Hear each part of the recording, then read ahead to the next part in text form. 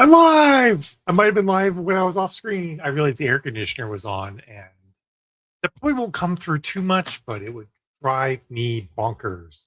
So, there's been a bunch of chatter lately about the new EU 14-day cooling off requirement, and as with everything. I think there's a lot of misinformation and a lot of hand waving and I don't know, like just reacting without fully examining the facts. Let's put it that way. So I think the first thing that's like really important to know is that this is what the EU calls the 14-day cooling off period, and it allows someone to like change their mind about something that they purchased. And in many regards, this isn't different than a lot that most of us deal with in any other business.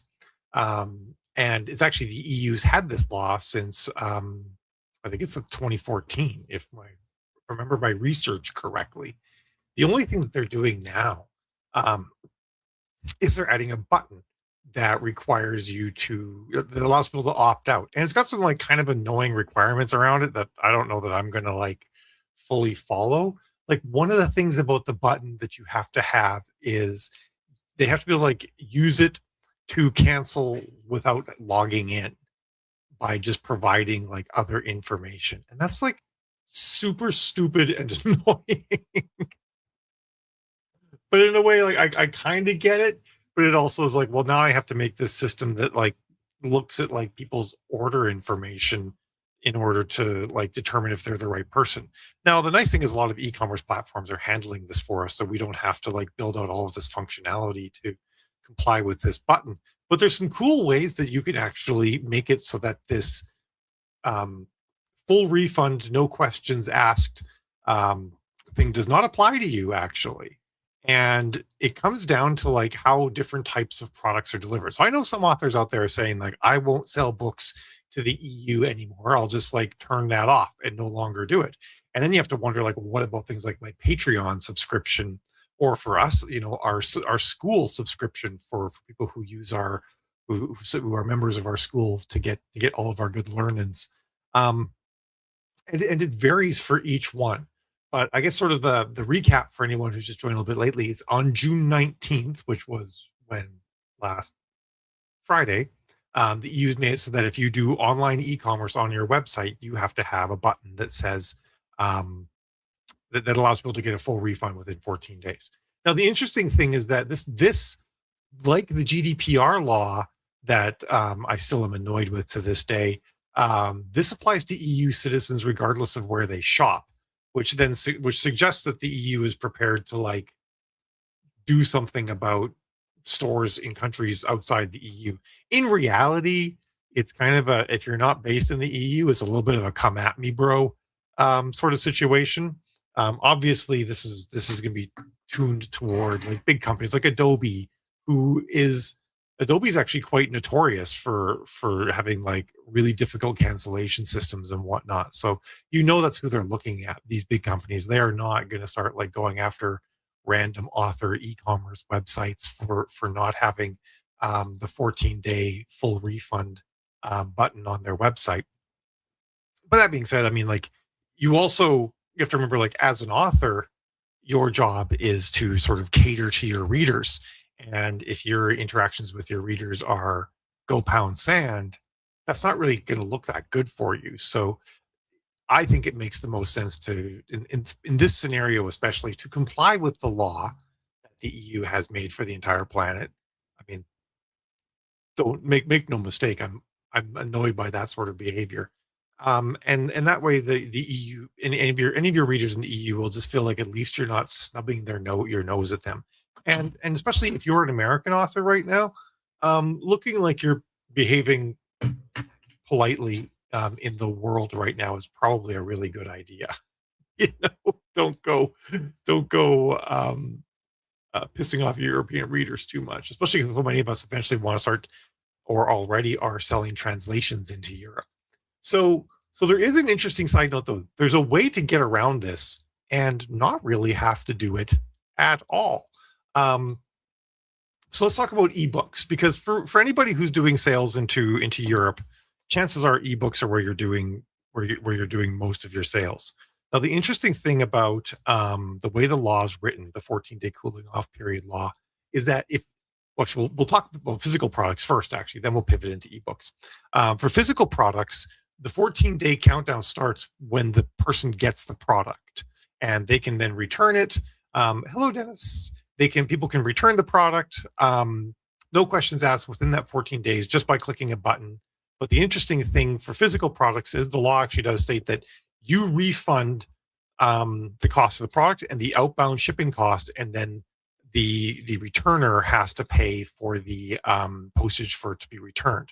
So I'm guessing, and I've not dug into like the mechanics of how this is supposed to work legally right now, but I'm guessing that they file that they're returning it, they ship it back, and then when you get it in resellable condition, you refund them, which is not really different from how anything works already. By the way, if anybody's like curious about this, has thoughts about this, and or wants to talk about other things going on, drop comments in, because I do want to talk about some Facebooky things that are happening, as well as my GEO adventures that I kicked off after last week, actually. So we'll be chatting about that stuff too. So the neat thing about ebooks is that there are some ways to kind of get around that. Oh, by the way, if you don't have any of the verbiage anywhere in your site, if you don't have the button, and or you don't have any of the sort of like get out of jail free card stuff going along with this, then you're looking at having to basically offer them a free refund for up to a year and 14 days. So it actually does make sense to do this. But the interesting thing is that there's a get out of jail free card for digital products, and the way it works is that with physical products. Sorry, I was trying to read my notes and then keep talking. It's hard sometimes. The physical products, like, there's no way around it. You have to refund with and return within 14 days. So you could just decide like, hey, I don't want to deal with like refunding shipping from America to Europe or something like that.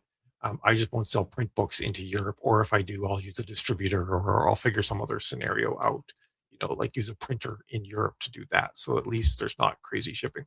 Anyway, but when it comes to digital products, which I think is what most people are going to sell at volume on their own websites, the countdown does not begin from, well, in a way, it begins from when they got the product. The thing is, it's immediate, and it expires when they download.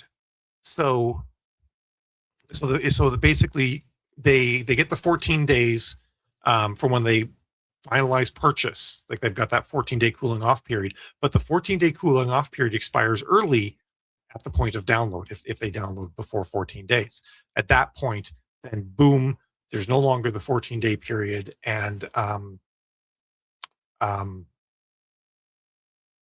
then it's what's the word I'm looking for?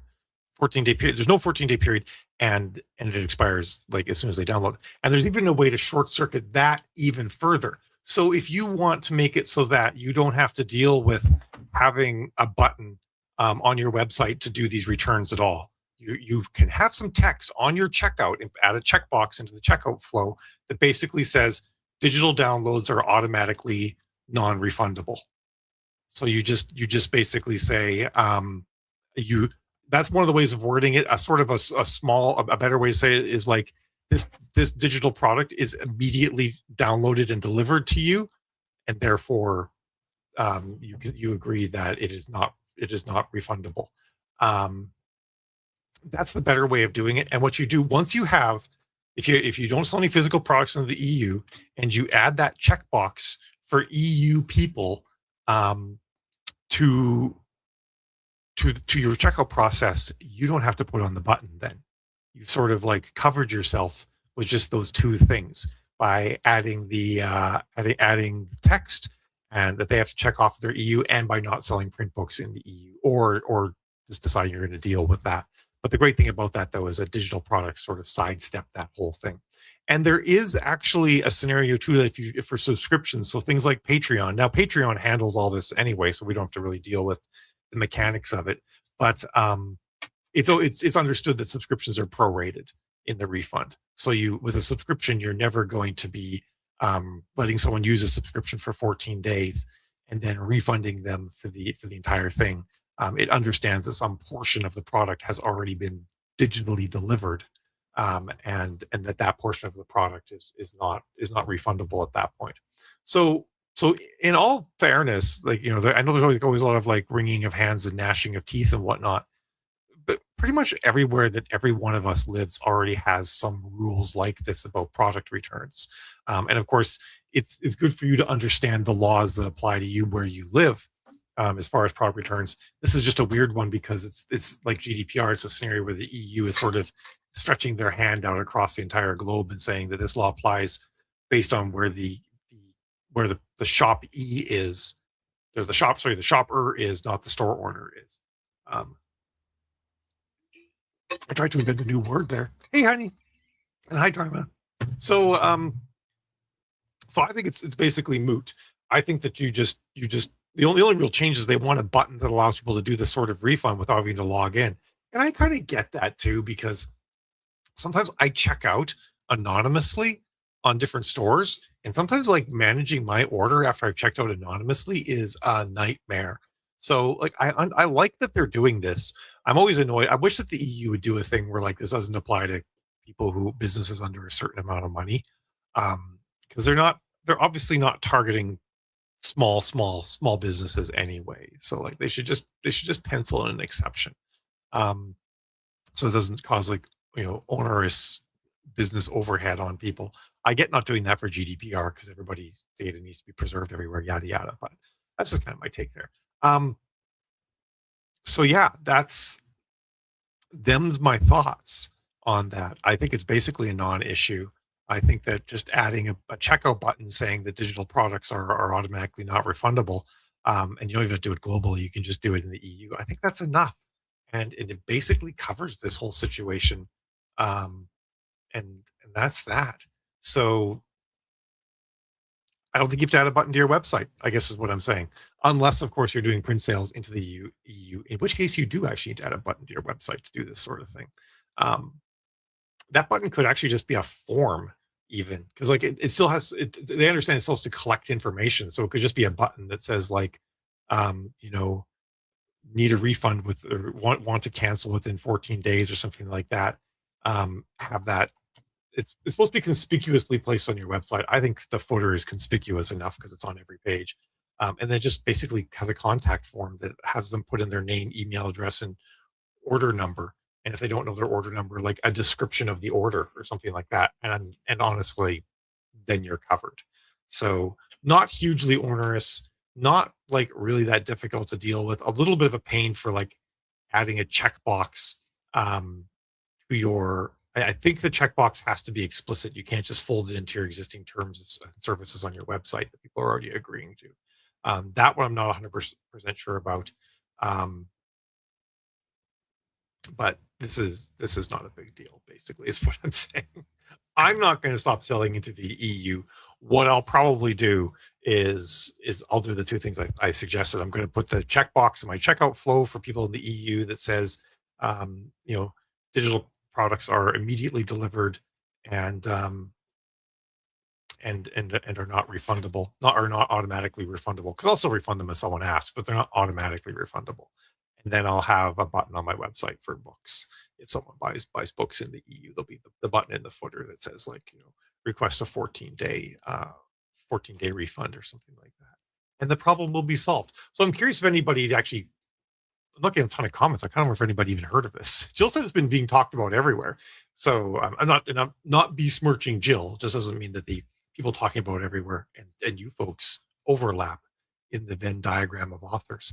So so yeah, I kind of rage baiting this title, the way the EU commerce law is making it do what. But that was mostly because I just kind of wanted everybody's attention so that you would know it's not a big deal and how to deal with it. Obviously, it applies most people in the EU. If the EU is going to come after anyone, it's going to be people in the EU. Like I said, technically the law applies anywhere, but really what they're going to go after if they use this law for companies outside the EU is if it's a multinational company that has some sort of presence in the EU, right? Um, right, Dharma? I mean, yes. Like you've been doing this forever, and you don't have a lot of returns. I think I've maybe facilitated one or two returns from my author store. Um, and so yeah, it's like whatevs. If someone came at me and they're like, well, I want this refund 6 months later, and I get that because you didn't have the button on your website, I'd be like, whatevs, here's your $6, kind of thing. Like it wouldn't be worth my time to deal with it beyond that. Um, exactly, yeah, like Jarmer just said, I'll just do it. I too am actually a bit of a scofflaw in that particular scenario. Like that's all my whole take with like the New York thing, and New York. Like I predicted, when I was talking about like the New York advertising law with AI and whatnot. Um, I outlined like a couple different things you can do, and one of them is nothing. And I did the nothing route. Well, for me, I have some clients who were like, nope, not playing around with that shit. We're just gonna. Some clients opted to remove any AI from their ads, and some clients opted to just not advertise in New York. But actually the majority of clients were just like, whatevs, come at me, bro. I think this is the take du jour. And I don't know. I am kind of annoyed by it in general because I'm like, I got enough laws to follow without following every other country's laws on the planet. It's obnoxious. Like, stop having wars and forming a world government if you want to do that shit. Actually, get world peace if you want to do that. The other thing that I want to talk about is that I think we are getting close to Facebook's end of June, whatever the heck that they do. Yeah, Dharma, I agree. The sales tax stuff is obnoxious. The fact that people expect people in other countries to collect their sales tax for them is insane. Um, yeah, Paula, I agree. There's so many ads on Facebook that use AI. I also don't know how it's enforceable. Facebook does have a checkbox now when you're making an ad. It's on the final screen, the ad screen itself, and there is a checkbox for AI being involved in the ad. I'm assuming it puts some sort of disclaimer on the ad. I should probably test one just to see what it actually says. Um, but yeah, I don't see how it's enforceable either, especially because in New York, it's the attorney general's office that has to like sue you for it, or at least take you to court before you can be fined. It's not like an agency that can just issue a fine directly. It's got to go through the AG's office, so they don't even have like a bureaucracy set up to handle this. So there's no way that they're doing it at scale. Um, so yeah, that's my thoughts there. But the other thing that's happening is I was doing today's Thursday, so 2 days ago, I was doing a demo and I discovered that the audience section of the ad set looked different again. And in my test account that I was testing in, as one does, I was not able to take a new ad and turn off Advantage Plus. I haven't actually gone and researched if they've done any press releases about this, because a lot of times, even when they do press releases about a change, like they'll just change the change in like a week. So I always gotta wait to see what really settles in. Um, I'm just bringing up my ad account here to show you guys. I think some of you are in our school classes, so you'll have seen it, but this will be educational for anybody else. It doesn't seem to be enforced retroactively though with other ads, but I've also had like a little bit of like, am I misremembering the settings on this ad, or did Facebook retroactively do it? So your mileage may vary. All right. Too many windows. You mentioned that, Dharma, and I don't think that's the worst idea in the world. Especially like I mentioned in a prior let's see to find the right Chrome tab here. I'll just pop this out, actually, not do Chrome tab at all. This is like the time of year where Facebook is just changing everything. And the UI is really messy as a result. Like it's just there's so many options. Things get flipped on after the fact. It's kind of tired.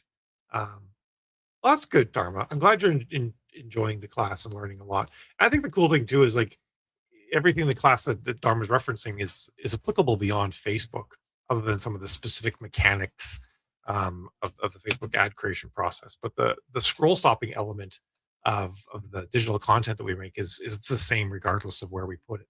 All right, so let's see if this actually happens today or not. I'll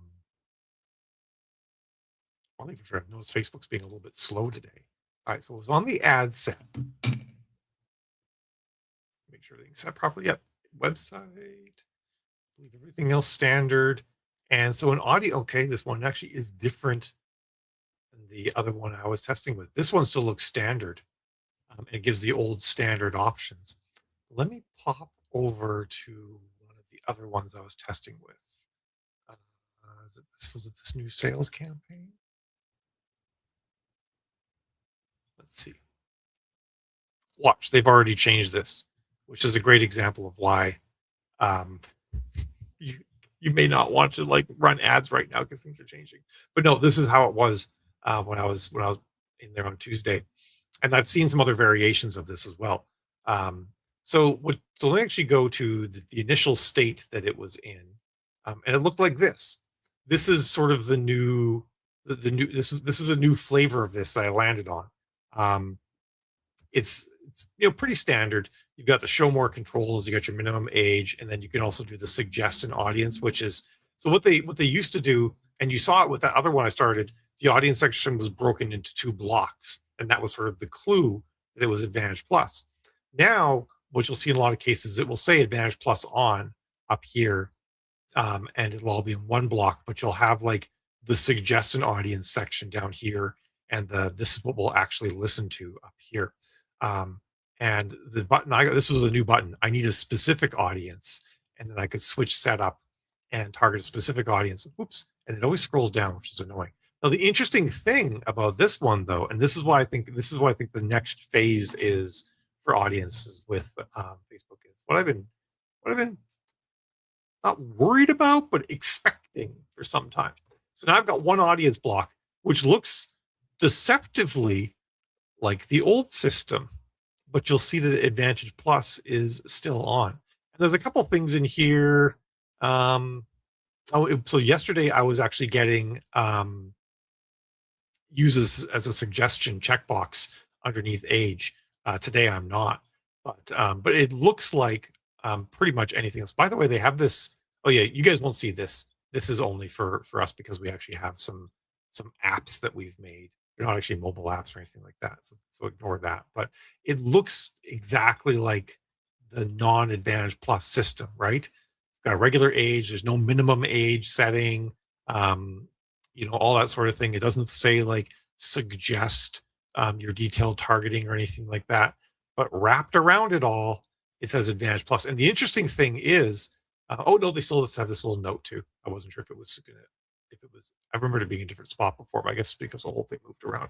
So what I think is that what's coming is that it's Advantage Plus for everybody all the time. I expect that they'll probably like start enforcing that on new ads um, this summer. Generally, that sort of thing happens in June, although if it usually happens around the 25th. So I'm shocked it hasn't happened already. Maybe it'll happen next week, or maybe it won't. Maybe they'll slow roll this Advantage Plus always on thing for everybody. I don't know if they will. Hey Yasmin, how you doing? That was a weird way I said how you doing. But anyway, this is what I think the future is. That whether you're using the recommended setup, which has like the controls it definitely listens to, um, and then the suggested audience, whether you use that or whether you use what looks like the old school setup, it's all Advantage Plus. And I think though, like there's a good thing coming out of this. And that is I think it will ultimately make the UI less confusing because it means they're going to reduce the number of options. And I suspect it will actually make performance better and more consistent because and the Andromeda ad targeting system isn't having to work in these like live in these two worlds at the same time.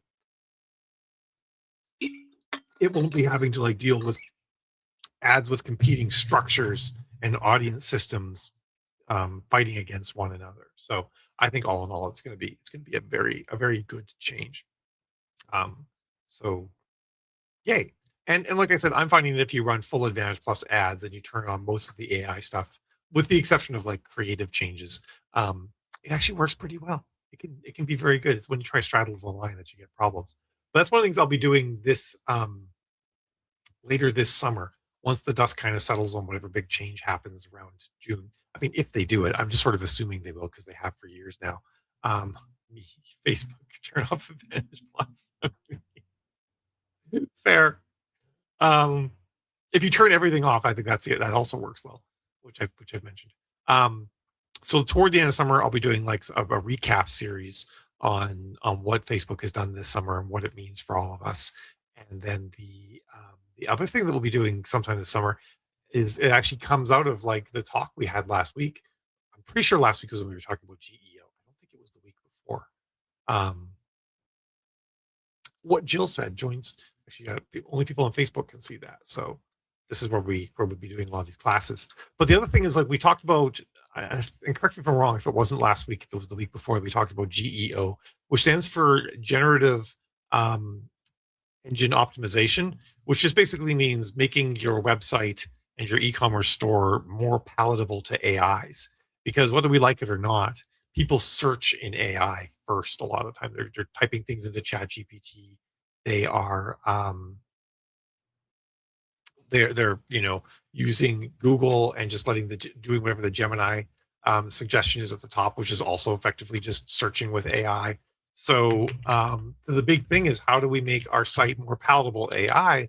And the cool thing too is that also makes our site more palatable to the general search engines. Whatever you do to make your site more readable by AI will also make it better for general search engines as well.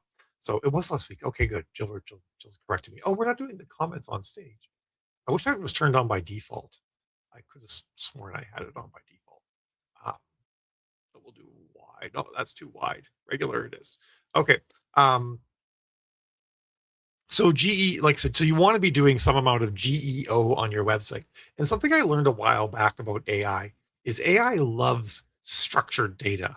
So if you tell an AI a piece of information just in regular text, or you put into what's called JSON, which is a particular language for organizing text, the AI will actually trust the JSON more because it looks more authoritative because it's structured data.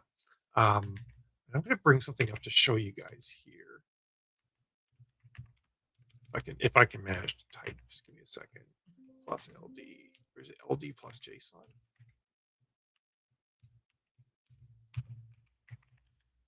There we go. Dun, dun, dun. All right, hold please. Because I want to show you guys what JSON looks like for anyone who's not familiar with it. Perfect. Format JSON. I'll put this one in. Boop, boop, boop. Format JSON. Good, it did it. Now I got to find the right window to put this in so I can share it with y'all. I'm juggling too many windows. I'm sorry. Actually, I was gonna say I'm usually not this disorganized, but yeah, that's the case. Yes, JSON is a markup language. I don't know that markup language means a lot to a lot of people either, though. So that's why I want to show. Stop screen share. Start screen share. Hey, Kate, how's it going? I'll read your comment in just a second. Are you saying Advantage Plus works all Advantage Plus works rather than straddling the line? Does that mean leaving off replacements too? No, I don't drink the Advantage Plus Kool-Aid for replacements. It's just around audiences and targeting, and then turning on at least a decent amount of the AI enhancements on the actual ad page itself. I just turn on all the ones that don't actually like invent new content. Okay, so actually, now I'm going to turn off the comments so you guys can see things. So there's like, so this actually is for. Let me actually bring up the page that it's for on my website, aeon14.com. It's for this book, The Tide That Swallowed the World. So this particular page, like it's like a standard page like you've seen. You've got like cover, description, links and whatnot, and the AI can parse that just fine, but it will consider this to be less authoritative than this data right here. And so on my website, what I've done is every single one of my pages generates this kind of data and presents it to both AI and search engines. It's called the JSON LD data, and it's just semantically organized and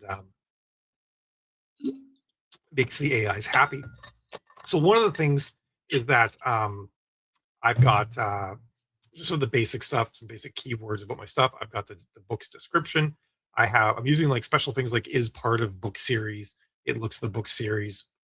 It also lists the print and ebook versions on Amazon so that the search engines know this is the same product.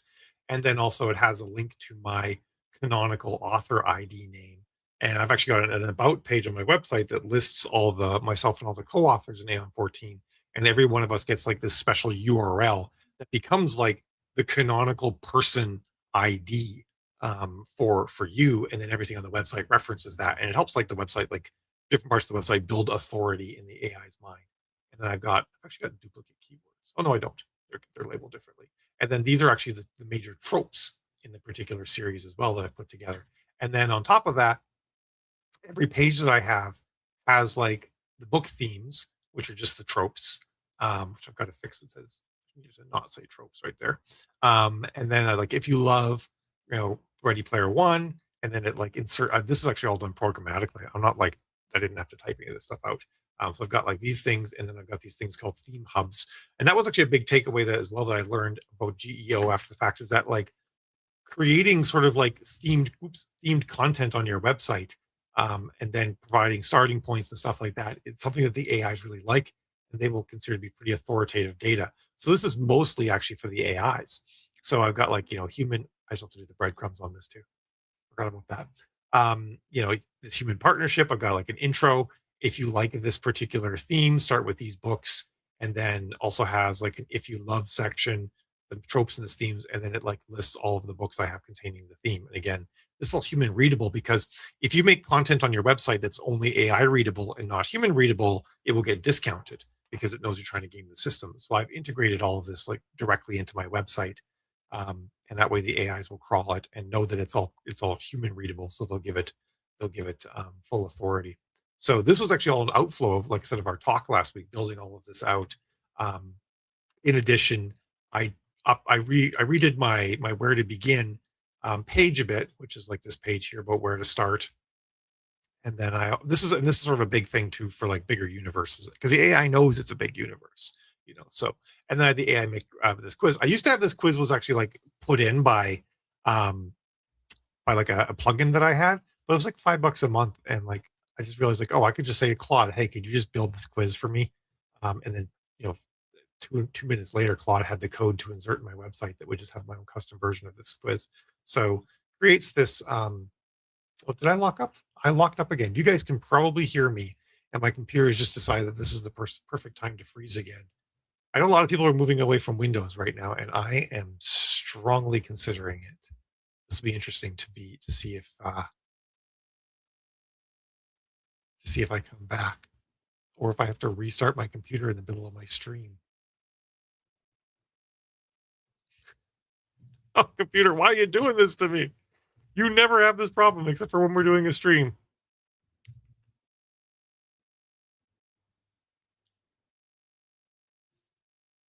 Oh, I'm back. Thank God. My finger was like on the power button on my computer, and then suddenly I glanced over and saw myself moving on the screen. So sorry about that. I don't know if you guys could hear me when my computer froze last time. You could, but if you didn't, I was kvetching about how like this never happens except for when I'm live streaming through this one platform. So I'm starting to wonder if it's the platform. Anyway, got the quiz, and at the very end of the quiz, it says like, "Hey, this is a great fit for you based on what you said." And then you can hit start reading. It will take you to this where it's got like the full blurb. It's got an option here for a. That's good. You heard me for a free trial for a free ebook and so on.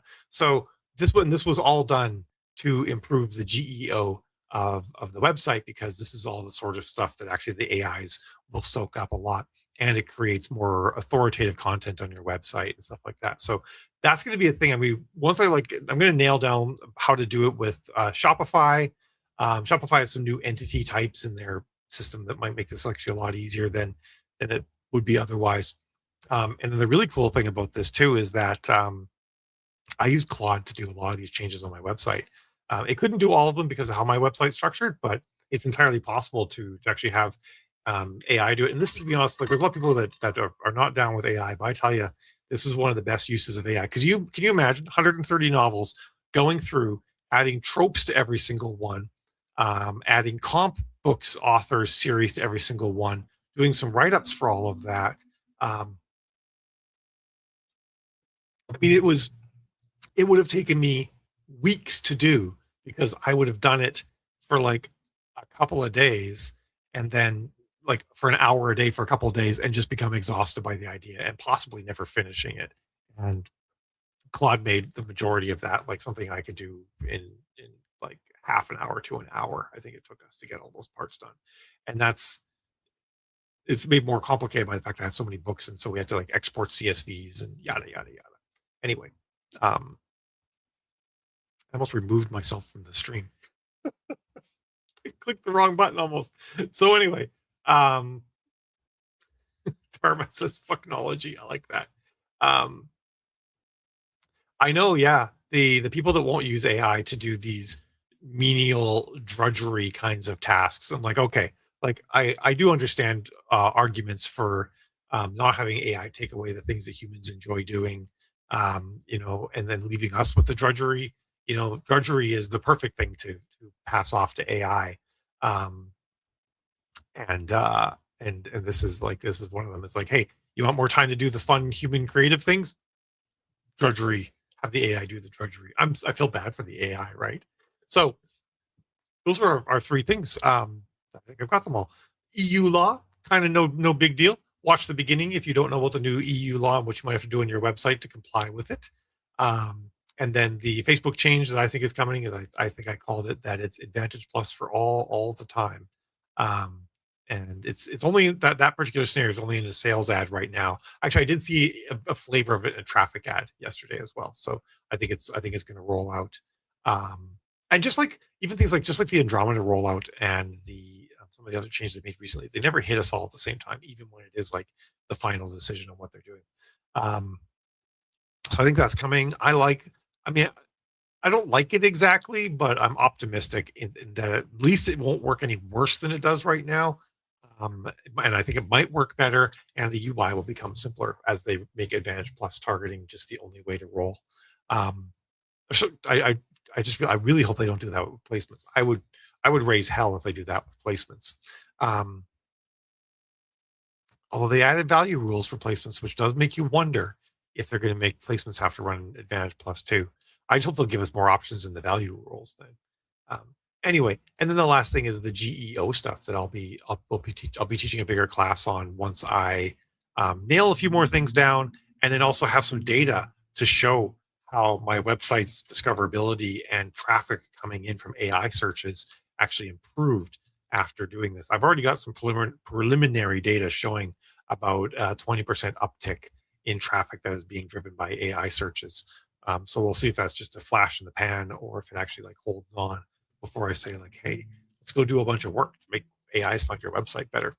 Um, for author Logan Fox, yeah, a quick recap on the EU issue is that EU for since 2014 has had like a 14-day cooling off period law where people can get refunds within 14 days, no questions asked.